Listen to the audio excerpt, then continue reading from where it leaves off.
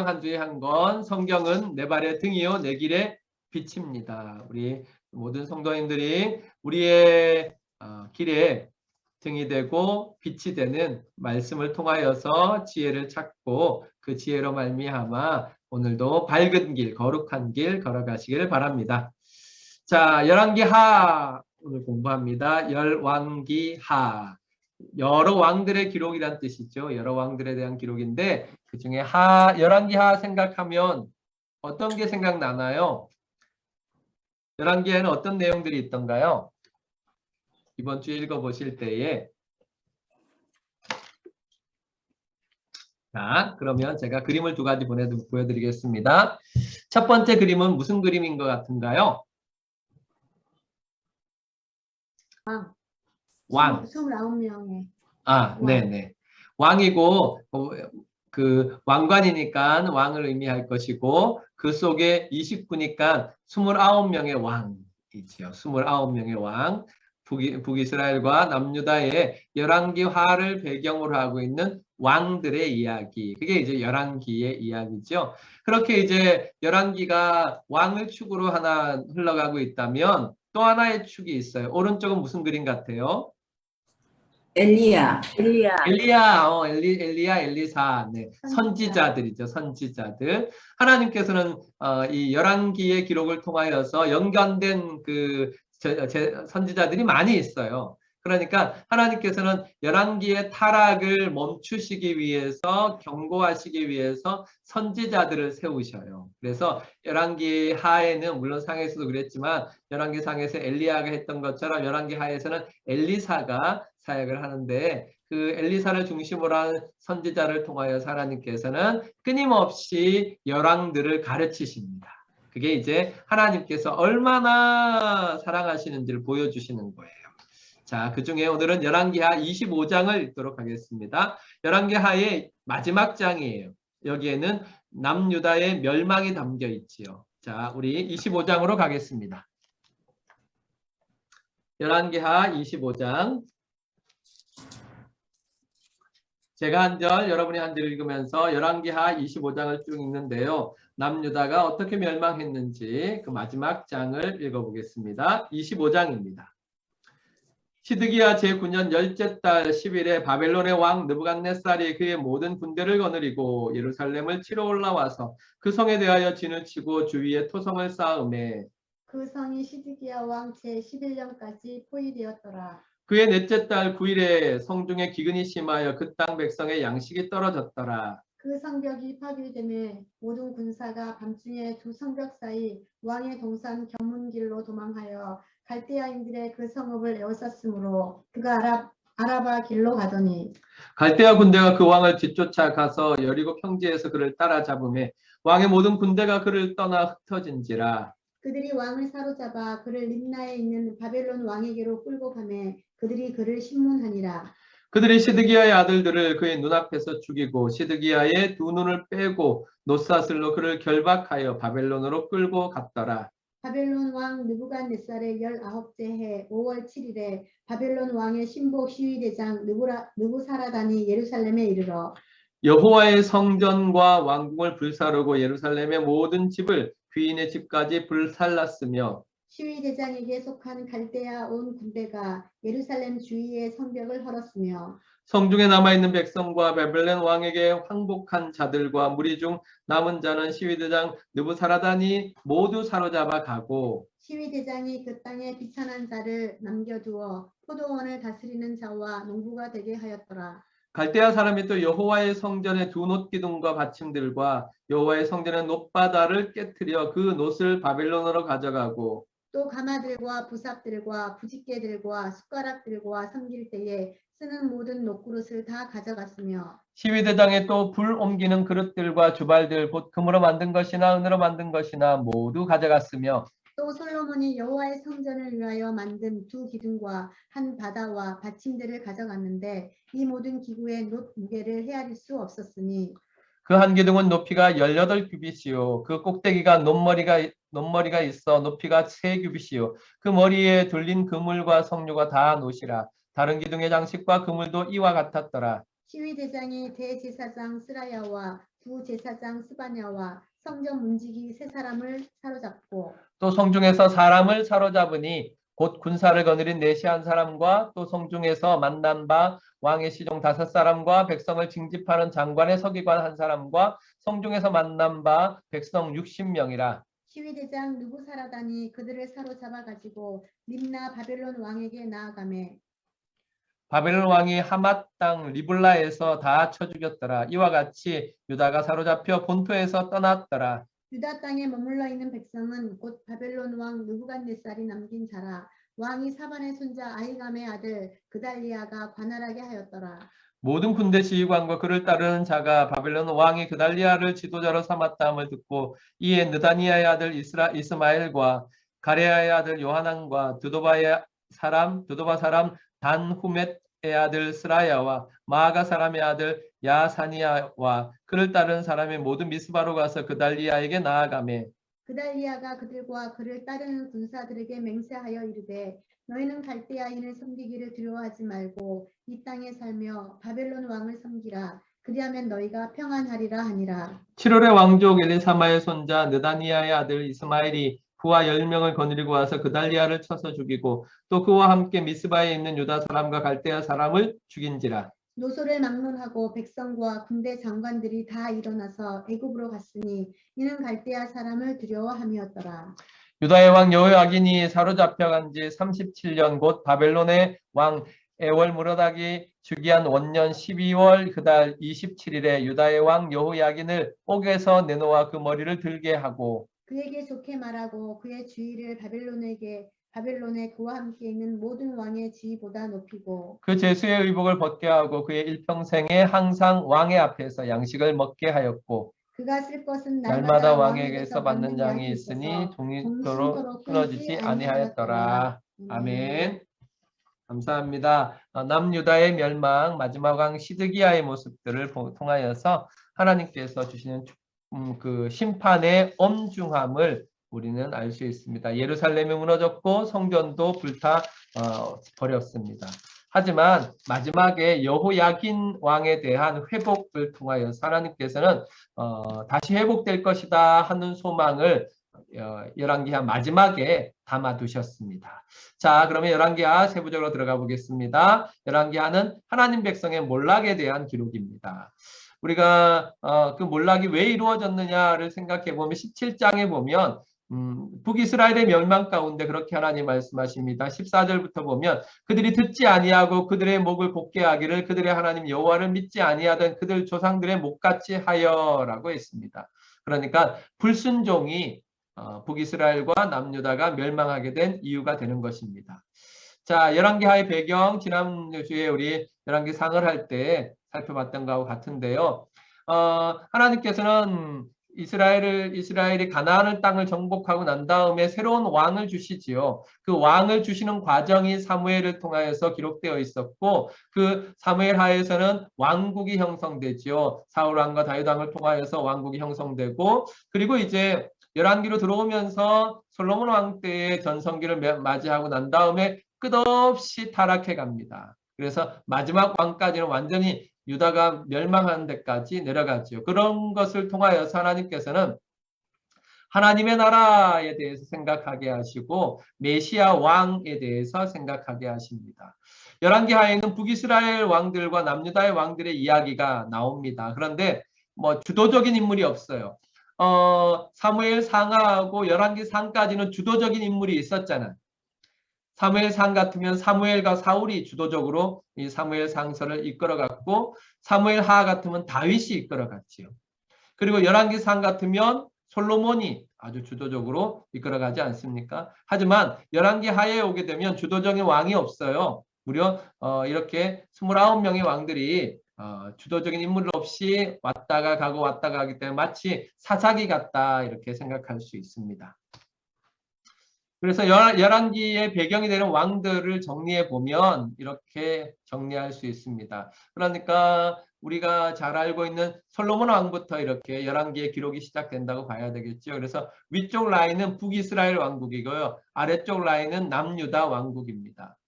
북이스라엘의 왕들이 쭉 와서 어디까지 오느냐 하면 요 호세아까지 오죠. 그래서 BC 722년에 아시리아에게 멸망하게 됩니다.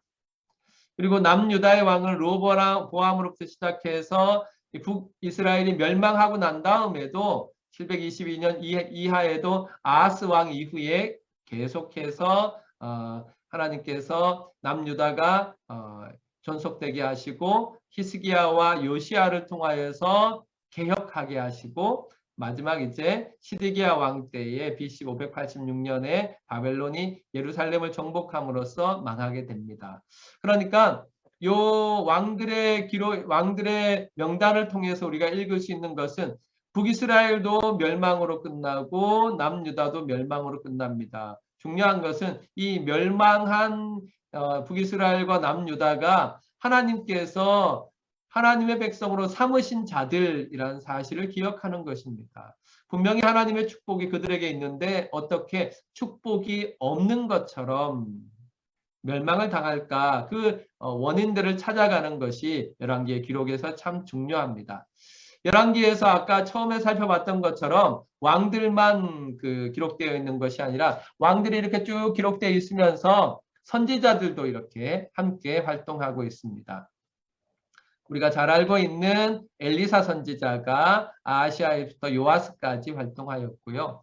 또 나중에 이제 그 선지서에서 나오는 오바다나 아모스나 요나나 오세아도 이 북이스라엘을 중심으로 사역했던 선지자들입니다. 그래서 오바다, 엘리사, 요나, 아모스, 호세아 북이스라엘 중심으로 활동하였고 남유다에도 선지자들이 나왔는데 아사랴에서부터 히스기야 때까지는 이사야 선지자가 활동하였고 아하스와 히스기야 때에 미가 선지자가 활동하였고 아몬부터 여호아하스까지는 스바냐 선지자가 활동하였고 요시야 때는 나훔 선지자가 활동했습니다. 그리고 또 요시야 때부터 마지막 멸망하고 또 멸망 이후까지 예레미야 선지자가 활동하고 여호야긴 시대에는 하박국 선지자가 활동하였습니다. 이렇게 선지자들의 활동이 열왕기에서는 아주 중요해요. 왜냐하면 하나님께서는 멸망을 향하여 달려가는 이스라엘의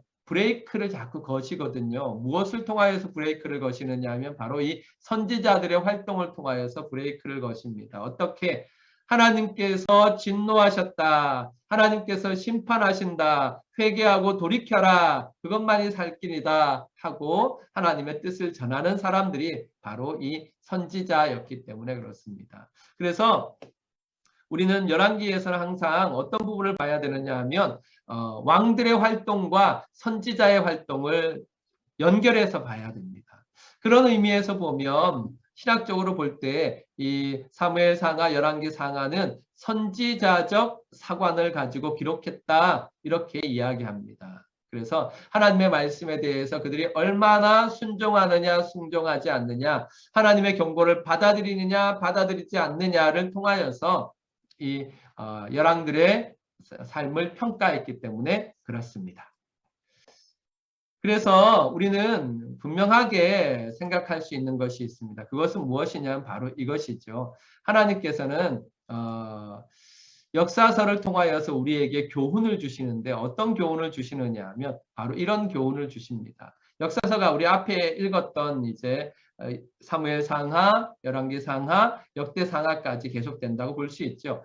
그 역사서를 통하여서 하나님께서는 북이스라엘이 아시리아에 멸망하는 거 17장에 기록되어 있고요. 남유다가 바벨론에 멸망하는 거 24장부터 25장까지 기록되어 있는데 심판받아 몰락한 하나님의 백성에게 촉구하는 것에서요. 뭘 촉구하느냐 하면 다시 돌아오라. 하나님을 믿는 믿음으로 돌아오라. 하나님께서는 이 역사서를 통하여서 교훈하고 계시는 것입니다. 다시 한번 말씀드리지만 역사서는 그런 의미에서 본다면 우리가 생각하는 것처럼 사무엘 때부터 기록되었던 것이 아니라 이 역사가 다 끝나고 난 다음에 시드기야 이후에 역사가 다 끝나고 난 다음에 이 이스라엘의 역사를 돌아보면서 우리가 왜 멸망했고 우리가 왜 포로로 끌려갔느냐를 깨닫게 하시고자 하나님께서 기록하게 하셔서 포로기 이후의 성도들에게 읽게 하신 것입니다.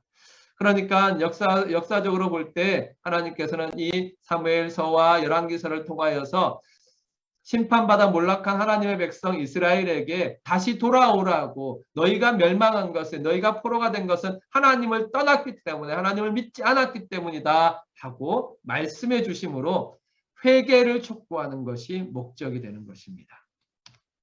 자, 열왕기하 정리를 하면 타락의 결과로 몰락한 과정이 나오는데, 불순종으로 해서 돌이켜 하나님께 돌아오라고 하시는 메시지가 담겨 있습니다. 5부분으로 나눠 볼 수 있는데 1장부터 8장까지 선지자 엘리야의 사역이 주된 사역으로 기록되어 있고요. 9장부터 16장까지는 남북조 왕국의 역사들이 기록되어 있고 17장에는 북왕국의 멸망 이 기록되어 있습니다. 그 이후에는 남유다의 역사가 18장부터 23장까지 기록되어 있고 24장부터 25장까지는 남유다의 멸망이 기록되어 있습니다. 이 과정을 통하여서 하나님께서는 다른 나라에게 하나님의 구원의 증인이 되라고 가나안으로 인도함 받은 이스라엘이, 그러니까 하나님께서는 이스라엘을 가나안 땅에 들어오게 하셔서 가나안 민족을 심판하게 하셨어요. 왜 심판했느냐? 가나안 민족이 하나님께 범죄했기 때문에. 그런데 아이러니하게도 하나님께서 심판하기 위해서 데리고 온 이스라엘이 똑같이 심판받았던 가나안처럼 변합니다. 하나님께 불순종하고 하나님을 떠나고 우상 숭배를 하고 도덕적으로 타락해 갑니다. 그러자 가나안화된 이스라엘은 가나안이 하나님께 받은 심판을 그대로 받게 되어서 북왕국도 멸망하고 남유다도 멸망하고 바벨론으로 포로가 되어서 끌려가는 것입니다. 이것이 이스라엘의 역사입니다. 그러면 하나님께서는 이 이스라엘 역사를 왜 우리에게 읽게 하십니까? 예, 우리는 그러지 말라고. 우리는 이스라엘이 범했던 잘못을 저지르지 말라고 그렇게 하나님께서는 우리에게 읽게 하시는 것입니다. 그래서 우리는 하나님을 떠나 배반하여서 가나안화되었던 이스라엘처럼 되지 말고 하나님의 말씀에 순종하고 하나님 편을 택하여서 심판받는 민족이 아니라 오히려 축복하는 민족, 축복받는 민족으로 살아가라고 하나님께서는 기회를 주시는 것입니다. 자, 그래서 하나님의 계획은, 이스라엘에 대한 하나님의 계획은 무엇이냐 하면, 요게 이제 왼쪽에 있는 것이 가나안 지역에서 출토된 우상이에요. 아스다롯이라고 생각을 합니다. 이런 우상들을 따라가는 가나안 족속들을 하나님께서 멸망시키셨는데, 이스라엘 통해서 그렇게 하신 이유는 뭐냐면 하나님의 계획은 이거예요. 이스라엘이 이방 나라의 모델이 되는 거예요. 어떤 모델? 하나님을 섬기는 모델, 하나님께 순종하는 모델이 되는 거예요. 그래서 그 모델이 됨으로 말미암아 이스라엘이 복받는 것을 보고 이방 나라들이 하나님께로 돌아와 구원받는 것이 하나님의 계획이었습니다. 그런데 이스라엘이 이 계획을 발로 차버리고 하나님을 거역하고 이방 나라들과 똑같이 되었습니다. 그래서 그들이 하는 대로 우상을 숭배하고 그들이 하는 대로 타락하였습니다. 그래서 북이스라엘의 멸망, 남유다의 멸망이 일어난 것입니다. 열왕기하를 이제 4부분으로 살펴볼 거예요. 첫 번째는 복, 두 번째는 실패, 세 번째는 처벌, 네 번째는 소망의 관점에서 열왕기하를 보려고 합니다. 복을 받았고 실패하였고 그 실패에 대해 처벌하였지만 하나님이 소망을 주신다. 이런 관점에서 열왕기하를 4부분으로 나눠서 한번 살펴보겠습니다. 첫 번째, 복입니다. 하나님은 자기 백성을 축복하셨습니다. 하나님의 축복을 생각해 보세요. 세상 어느 나라가 이스라엘처럼 하나님의 축복을 받은 나라가 있습니까? 아니요. 이 이스라엘과 같이 하나님의 축복을 받은 나라는 없습니다. 그러니까 우리는 이스라엘에 받은 축복들을 정말 기억하고 잊어버리지 말아야 합니다. 자, 이스라엘에 받은 축복이 뭡니까? 첫 번째는 성전을 받았어요. 성전. 하나님의 임재의 장소, 하나님께서 내 이름을 여기에 두겠다 선언하신 그 성전, 예루살렘 성전을 하나님께 받았어요. 그러니까 하나님과 함께하는 백성이 되었다. 그런 의미이죠. 이스라엘은 하나님이 함께하는 백성이었습니다. 이 큰 축복을 받았습니다. 두 번째는 왕을 받았죠. 원래 하나님이 원하신 것이 아니었어요. 사람들이 원했어요. 그러나 하나님께서 그것을 들어주셨어요. 그들이 원하는 대로 들어주신 사람 왕을 주셨어요. 또 땅을 주셨어요. 약속하신 축복의 땅 가나안을 주셨어요. 또 율법을 주셨어요. 하나님의 백성으로서 삶의 기준이 되는 말씀을 주신 것이지요. 마지막으로 선지자를 주셨어요. 말씀을 전하고 가르치고 심판을 경고하는 하나님의 사람들을 세워서 곁길로 가는 좌로 치우치고 우로 치우치는 이스라엘 백성들에게 하나님께서는 하나님의 말씀을 전하게 하시고 심판을 경고하게 하셨습니다. 하나님께서 이런 축복을 주신 것은 언약 백성인 이스라엘을 축복하셔서 그들을 통하여 세상을 구원하시려는 하나님의 구원의 계획 때문이었습니다. 하지만 이스라엘이 이 특별한 축복을 받고도 타락했고 그래서 몰락하고 멸망하게 되었습니다. 우리가 받은 복을 한번 생각해 봅시다. 오늘 오전에도 받은 복을 세하러 보아라, 세어보아라 그렇게 찬양을 했는데 인간으로서 우리는 큰 축복을 받았습니다. 어떤 축복을 받았습니까? 모든 사람이 예수 안 믿는 모든 사람들도 다 창조의 축복을 받았어요. 하나님의 형상으로 지원받는 창조의 축복을 받았어요. 보통 우리는 생각하는데 어떻게 생각하느냐면 예쁜 사람이 있고 안 예쁜 사람이 있다 이렇게 생각합니다. 하지만 그건 사람의 편협한 눈이에요. 안 예쁜 사람은 아무도 없어요.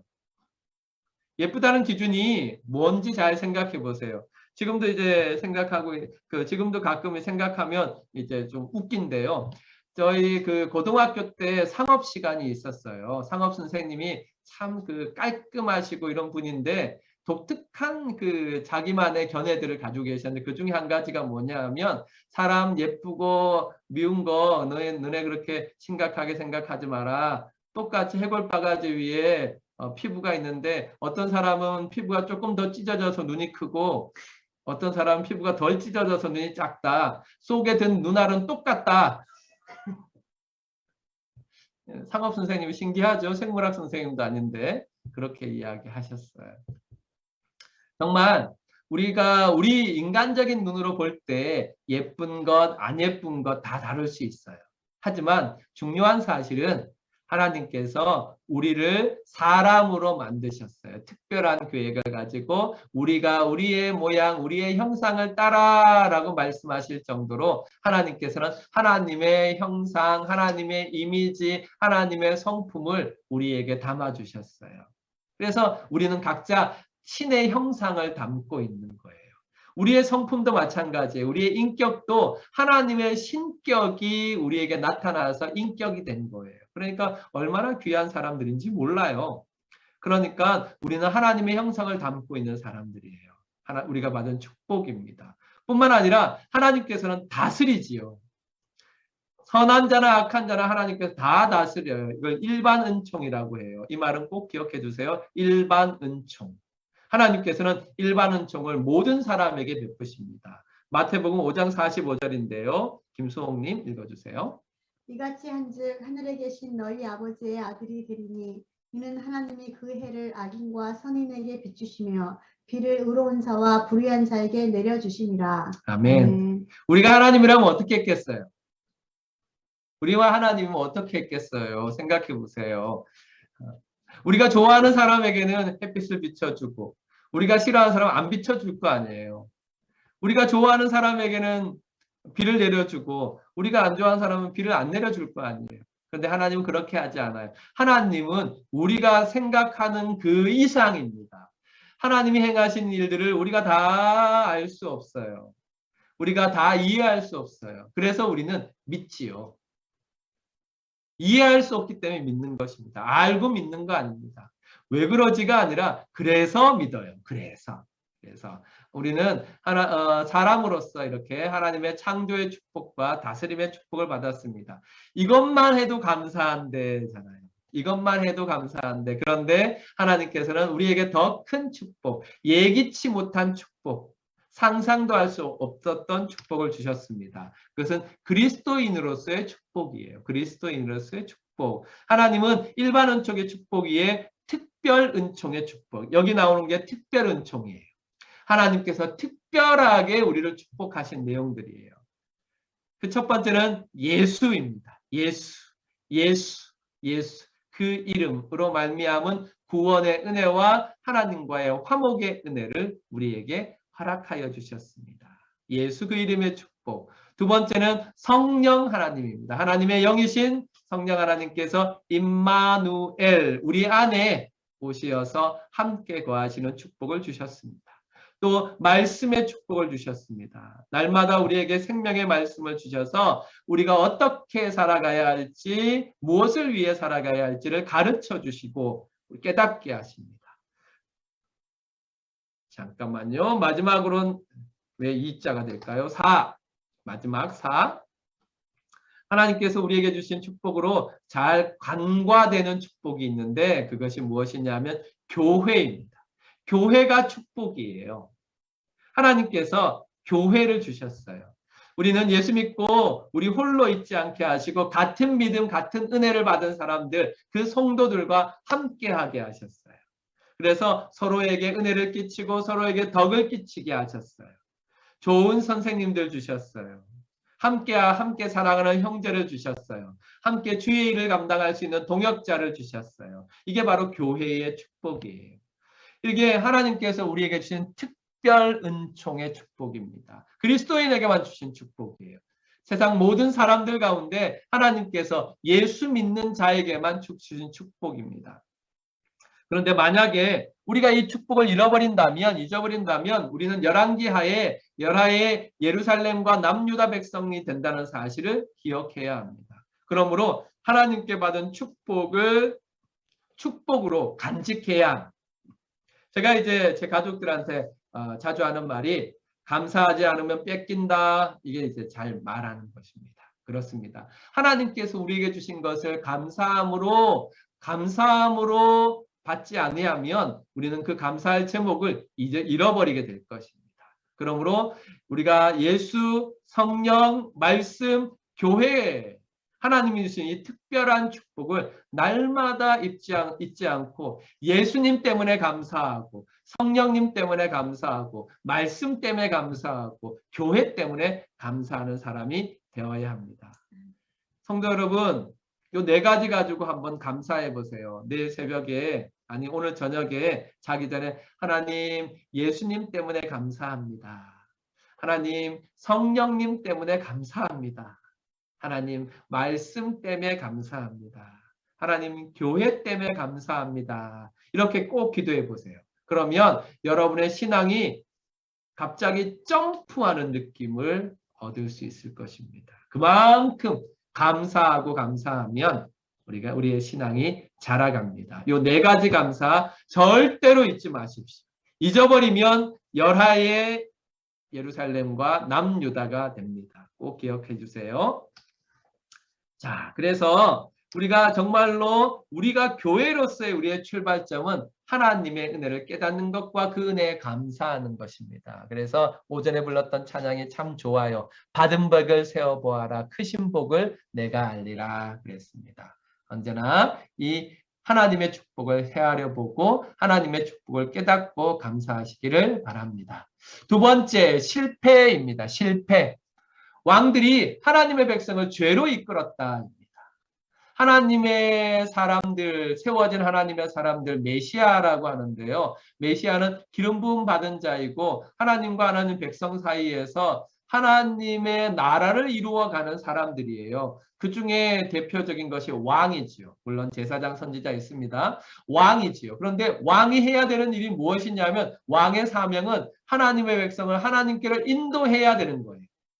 이 기준에 비추어서 볼 때 밑에 열왕기하에 나오는 왕들의 이름이 쭉 나와 있는데 몇 명이 하나님의 백성을 하나님께로 인도했을까요?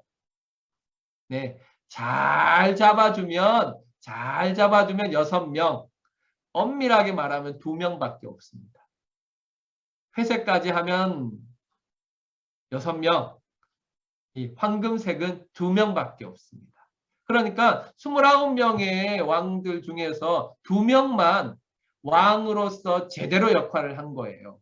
왕으로서 제대로 역할을 한 거예요. 그러니까 얼마나 놀랍습니까?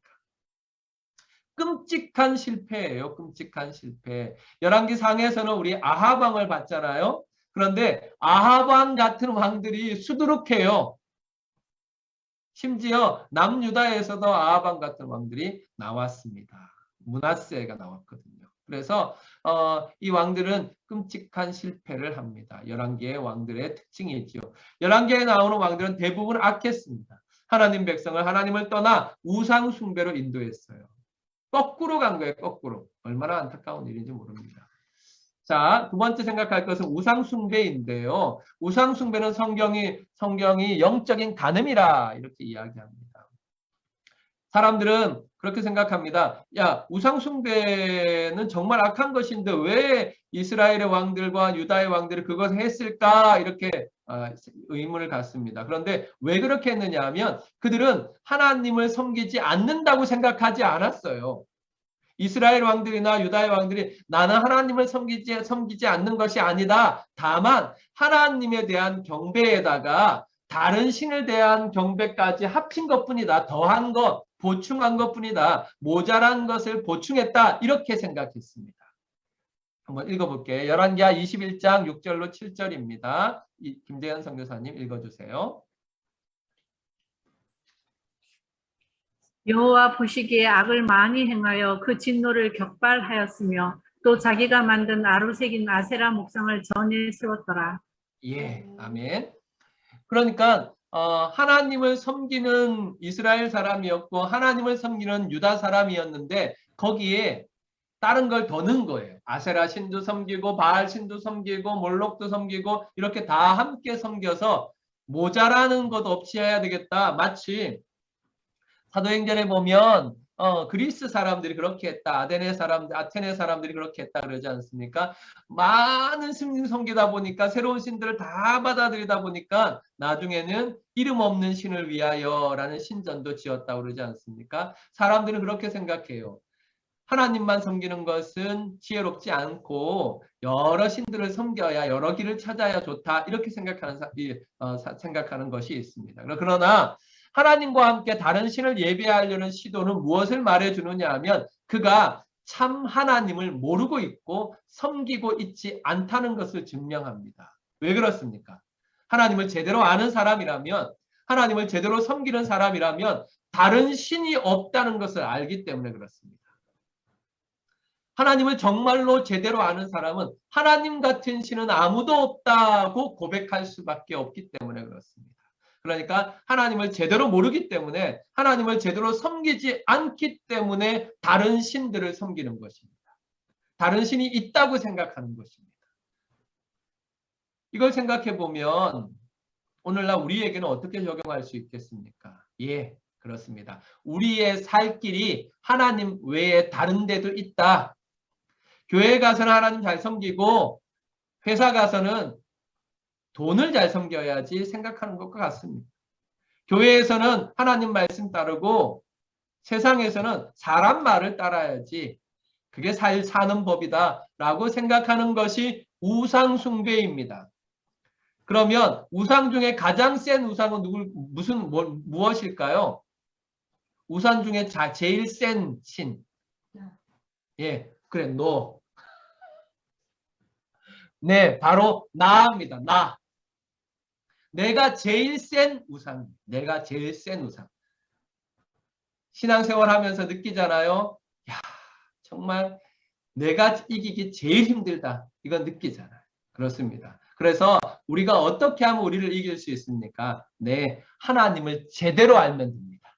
하나님을 제대로 알면 나를 이길 수 있습니다. 하나님을 제대로 알면 우상을 이길 수 있습니다. 그래서 우리는 성경을 공부하고 그래서 하나님에 대해서 더 깊이 알아가는 것입니다. 중요한 일입니다. 이스라엘의 왕들은 백성을 하나님께로 인도하고 공의와 은혜로 다스려야 한다. 네, 다윗을 공부할 때 배웠지요. 그렇게 백성을 하나님께로 인도하고 공의와 은혜로 다스려야 하는데 이스라엘 왕들의 실패를 통하여서 우리는 무엇을 보게 되느냐 하면 완전하고 공의로우신 예수 그리스도를 보게 됩니다. 그런 의미에서 본다면 이스라엘 왕들은 누구를 보여줘야 하느냐 하면 예수 그리스도를 보여줘야 해요. 메시아를 보여줘야 해요. 그런데 열왕기하의 왕들은 실패했어요. 이 사명을 실패했어요. 오히려 범죄를 조장하고 하나님으로부터 떠났습니다. 그러나 하나님은 신실하심으로 우리 가운데 왕 중에 왕을 세우십니다. 그것은 나중에 신약까지 가게 되면 예수 그리스도께서 오심을 통해서 완성되게 되지요. 그건 나중에 또 살펴보도록 하겠습니다. 자, 그래서 우리는 꼭 기억해야 돼요. 야고보서 3장 1절에 이렇게 말씀하시거든요. 내 형제들아, 너희는 선생된 우리가 더 큰 심판을 받을 줄 알고 선생이 많이 되지 말라 그랬어요. 이 말은 선생이 많이 되지 말라로 받으면 안 되는 거예요. 야, 내가 목사님 안 돼야지, 내가 선교사님 안 돼야지, 참 다행이다, 이렇게 생각하면 안 돼요. 내가 교회 지도자가 되지 말아야지, 이런 말이 아니라 정말로 우리의 사명이 더 크다는 것을 생각하라는 말씀입니다. 정말 신앙생활이 하루 이틀 사흘 거듭해가고 나아져 갈수록 우리는 더욱더 책임 있는 삶을 살아가야 돼요. 책임 있는 삶. 그래서 우리를 통하여서 이스라엘 왕들이 메시아를 예표해야 됐던 것처럼 우리를 통하여서 우리의 왕이신 예수 그리스도를 보여줄 수 있는 삶을 살아가야 합니다. 세 번째, 처벌입니다. 처벌. 하나님이 자기 백성을 심판하신다. 네, 하나님이 얼마나 마음이 아프시겠어요. 자신이 택하신 백성을 심판하시니 하나님께서 얼마나 마음이 아프시겠습니까? 그러나 불순종에 대해 내려진 하나님의 공의로운 심판은 분명히 있습니다. 자, 먼저 살펴볼 것은 심판의 이유입니다. 그것은 불순종이 가져온 타락 때문입니다. 22장 17절 양 권사님 읽어주세요. 이는 이 백성이 나를 버리고 다른 신에게 분향하며 그들의 손이 모든 행위로 나를 경노하게 하였습니다. 그러므로 내가 이곳을 향하여 내린 진노가 꺼지지 아니하리라 하라 하셨느니라. 아멘. 내가 이곳을 향하여 예루살렘을 향하여 남유다를 향하여 내린 진노가 꺼지지 않겠다 말합니다. 이유는 이는 이 백성이 나를 버리고 다른 신에게 분향하며 그들의 손의 모든 행위로 나를 경노하게 하였다 그랬습니다. 그렇습니다. 남유다의 백성들이 하나님을 섬기지 아니하고 다른 신을 분향하고 하나님 말씀대로 행하지 아니함으로 하나님을 경노하게 하였습니다. 이스라엘 민족이 영적으로 타락하고 도덕적으로 더러워지자 하나님의 축복이 사라져 버렸습니다. 그로 말미암아 그들은 버림받은 민족들처럼 되어버렸습니다. 심판의 방법이 있습니다. 하나님께서는 어떻게 심판하시느냐, 직접 하나님의 손을 드시지 아니하시고 이방 민족을 막대기로 사용하십니다. 그래서 북이스라엘과 남유다가 다른 이방 민족을 통해서 심판을 받는데 북이스라엘은 아시리아에게, 남유다는 바벨론에게 멸망을 당하게 됩니다. 우리 홍은진 집사님 두 가지 다 읽어주세요. 시작. 네, 읽어주세요. 호세아 제9년에 아수르 왕이 사마리아를 점령하고 이스라엘 사람을 사로잡아 아수르로 끌어다가 고산 강가에 두었다가 바벨론 왕의 신복 시위대장 느부사라단이 예루살렘에 이르러 여호와의 성전과 왕궁을 불사르고 예루살렘의 모든 집을 귀인의 집까지 불살랐으며. 아멘. 하나님께서는 이렇게 이방 민족 아시리아와 바벨론을 통하여서 하나님의 사람들을 심판하셨습니다. 얼마나 안타깝습니까? 그래서 이 하나님께서 이렇게 심판하실 때 마음이 많이 아프셨습니다. 자, 그래서 정리를 하면 이스라엘 왕들은 자기 백성을 죄 가운데로 인도했어요. 그래서 심판받아 멸망에 이르게 하였습니다. 하지만 예수님, 왕 중에 왕이신 참된 왕이신 예수님은 자기 백성을 죄 밖으로 인도하셨습니다. 결국 이스라엘 백성들은 그들의 왕과 함께 죄를 짓고 그들의 왕과 함께 포로 생활을 하며 죄값을 치러야만 했어요. 그러나 우리 그리스도인들은 우리 죄를 회개하고 하나님만 믿으면 우리 왕 대신 예수 그리스도께서 우리의 모든 죄값을 자신이 담당하시고 자신이 대신 치루어 주십니다. 그래서 우리는 예수님을 대속의 주님, 나의 구세주 이렇게 고백하는 것입니다. 마지막으로 소망입니다. 하나님의 백성에게는 아직 소망이 있습니다. 어떤 소망이 있습니까? 회개입니다. 회개하고 돌아오면 하나님께서 용서해 주십니다. 그래서 하나님께서 아까 말씀드린 것처럼 남유다의 2명의 왕을 보내주셨는데 히스기야와 요시야예요. 히스기야와 요시야를 통하여서 하나님께서는 회개하면 하나님께서 어떻게 하시는지를 보여주셨어요. 그래서 히스기야에게도 생명을 연장해 주시고 요시야에게는 심판을 보지 않는 축복을 허락하여 주셨습니다. 22장 2절 우리 허윤행 집사님 읽어주세요. 요시야 여호시에 지게 행하여 그의 조상 다윗 모든 길로 행하고 좌우로 치우치지 아니하였더라. 아멘. 요시야가 여호와 보시기에 정직히 행하여 그의 조상 다윗의 모든 길로 행하고 좌우로 치우치지 아니하였더라. 그렇게 말했습니다. 그렇게 하나님 앞에 회개하고 돌이키면 하나님이 축복을 주십니다. 히스기야에게 주신 축복처럼 요시야에게 주신 축복처럼 하나님께서 그러니까 멸망의 심판에 대해서 작정을 하시고도 그 속에서 돌이켜 회개하는 자들에게 축복과 은혜를 내려주셨습니다. 이것처럼 하나님이 우리에게 요구하시는 것은 오직 한 가지입니다. 그것은 바로 회개입니다. 죄는 거짓말장애입니다. 왜냐하면 죄는 자신이 약속한 것을 결코 주지 않습니다. 좋은 것을 약속합니다. 뭐가? 죄가 좋은 것을 약속합니다. 너 이거 먹어봐. 그러면 너 하나님처럼 돼. 이렇게 죄가 우리를 유혹할 때 우리가 잘못된다, 안 된다 약속하지 않습니다. 잘 된다 약속합니다. 하지만 죄는 거짓말장애예요. 결코 약속을 지키는 법이 없습니다. 항상 기억해야 됩니다. 죄가 우리에게 좋은 것을 약속해도 결단코 절대로 그 약속을 지키지 않는다는 것을 우리는 꼭 기억해야 합니다. 하지만 예수 그리스도의 약속은 신실하고 완전합니다. 우리를 영원히 그리고 완전하게 하나님의 보호 아래로 인도하십니다. 우리가 우리의 죄를 회개하고 예수 그리스도를 나의 구세주로 믿으면 예수님의 죽으심이 나의 죽음이 되어서 우리의 모든 죄가 사함을 받고 예수님의 부활이 나의 부활이 되어서 영생의 축복을 누리게 됩니다. 이것이 하나님께서 우리에게 주신 소망입니다. 어리석게도 죄를 따라갔던 죄의 약속을 믿고 따라갔던 북이스라엘과 남유다가 멸망하였지만 하나님께서는 예수 그리스도의 약속을 따라가는 그리스도인들에게 영생의 축복을 허락하여 주십니다. 그러므로 예수님 그리고 예수님의 약속인 복음이 우리의 소망입니다. 이 사실을 믿으시고 예수님의 은혜 안에 사시길 바랍니다. 자, 두 번째는 언약입니다. 우리의 소망이 무엇입니까? 언약, 약속을 이루어 가시는 하나님입니다. 하나님께서는 우리가 신실하지 아니하였음에도 불구하고 하나님은 신실하게 약속을 이루어 가십니다. 8장 19절에 나와 있는데요. 우리 임성찬 군 읽어주세요. 임성찬.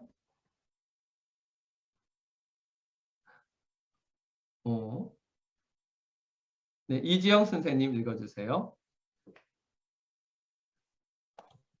여호와께서 그의 종 다윗을 위하여 유다 멸하기를 즐겨하지 아니하였으니 이는 그와 그의 자손에게 항상 등불을 주겠다고 말씀하셨음이더라. 아멘. 여호와께서 그의 종 다윗을 위하여 유다 멸하기를 즐겨하지 아니하셨다. 그러니까 유다 때문에 심판하시는 것을 즐겨하시지 않았다가 아니에요. 다윗을 위하여였습니다. 이것은 오늘날 우리에게 어떻게 적용되느냐면 예수 그리스도 때문에 우리를 멸하시기를 즐겨하지 아니하신다는 거예요. 그와 그의 자손에게 항상 등불을 주겠다 이렇게 약속하시는 것입니다. 이렇게 우리의 소망은 하나님의 신실하심에 있습니다. 우리는 언약에 대해서 신실하지 않지만 하나님은 변함없이 신실하십니다. 그러므로 우리는 하나님의 약속에 우리의 소망을 두고 나아가야 될 것입니다. 19장에서도 똑같은 그 약속을 보게 되는데 그 약속을 붙잡고 기도한 내용들을 한번 다시 보도록 하겠습니다. 우리 임성찬 군 읽어주세요.